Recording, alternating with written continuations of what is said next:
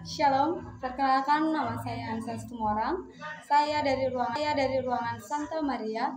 Saya salah satu mahasiswa Sekolah Tinggi Pastoral Santo Bonaventura Keuskupan Agung Medan.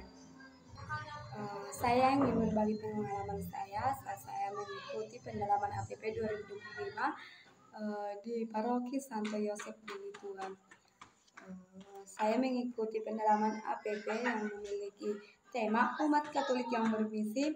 Saya memilih subtema yang kelima, umat Katolik berani menunjukkan identitas kekatolikannya di tengah masyarakat.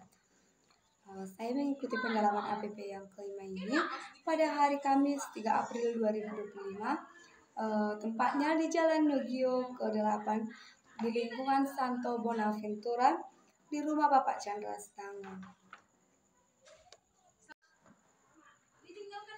Sering pendalaman isi poster bersama umat.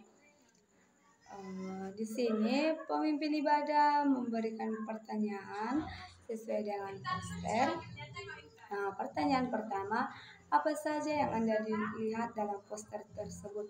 Di mana umat menjawab cangkir, orang banyak, meja, kursi, dan tenda. Pertanyaan kedua, suasana apa yang ditujukan oleh poster tersebut?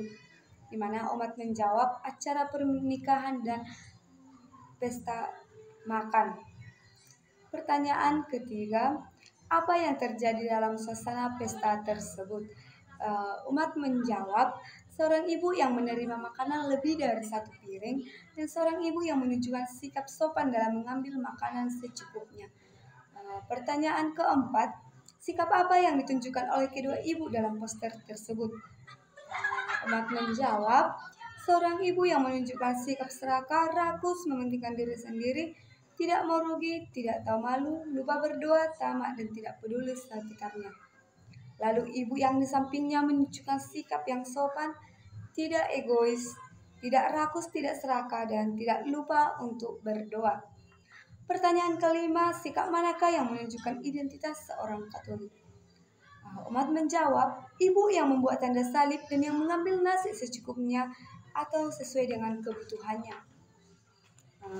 Yang terakhir, seringkanlah pengalaman Anda saat mengikuti pesta-pesta baik di lingkungan gereja dan masyarakat, di mana di sini umat memberikan berbagai cerita, menyampaikan berbagai pengalaman yang pernah dilihat juga disampaikan. Salah satu contohnya saya buat dalam acara makan bersama, seseorang mungkin mengambil banyak makanan tanpa berpikir apakah orang lain membutuhkan lebih. Padahal dalam situasi seperti itu, kita seharusnya lebih bijaksana mengambil secukupnya dan memastikan bahwa semua orang mendapat bagian yang adil. Seorang Katolik yang meneladani sikap yang baik seperti ibu yang sebelah kiri akan memilih untuk berbagi dan peduli dengan orang lain. Kami lanjut ke sering ayat Alkitab Injil Matius bab 5 ayat 13 sampai ayat 16 bersama umat. Di mana di sini juga seperti yang sering pendalaman APP diberikan pertanyaan kepada umat. Pertanyaan pertama, tentang apa sabda Tuhan yang baru kita dengarkan, di mana umat menjawab tentang garam dan terang dunia. Pertanyaan kedua, apa yang dikatakan Yesus tentang garam? Umat menjawab, terdapat pada ayat ke-13, yaitu jika garam menjadi tawar, maka ia tidak ada lagi gunanya selain dibuang dan diinjak orang. Pertanyaan ketiga, apa yang dikatakan Yesus tentang terang dan dengan apa Yesus mencontohkan terang itu? Umat menjawab, terang itu harus bercahaya, dapat menerangi orang, sehingga ia harus diletakkan di atas kaki. Dicontohkan dengan pelita yang diletakkan di atas kaki, dan kota di atas gunung tidak mungkin tersembunyi. Yang pertanyaan terakhir, pertanyaan keempat, apa tantangan atau godaan yang sering dihadapi dalam usaha kita untuk menjadi garam dan terang dunia? Umat menjawab, tantangan yaitu media sosial. Dengan media sosial ini seringkali kita lebih memilih ingin sendiri di kamar, kita menjauh dari sekitar kita.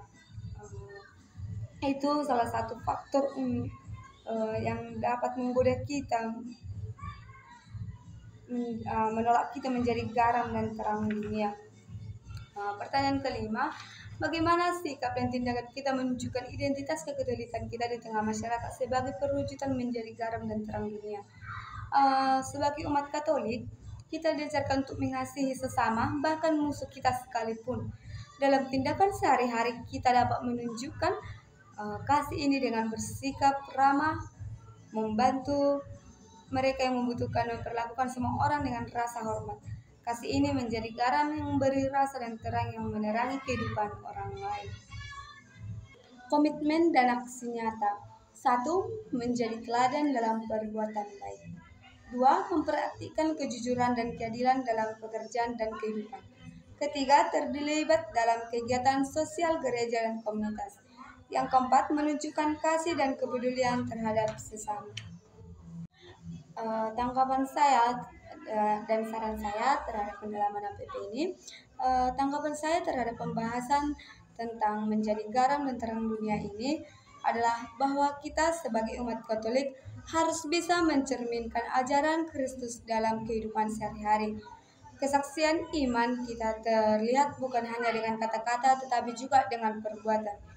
Sebagai garam, kita harus memberi rasa dalam dunia ini dengan menjadi orang yang membawa kebaikan, keadilan, dan kasih kepada sesama.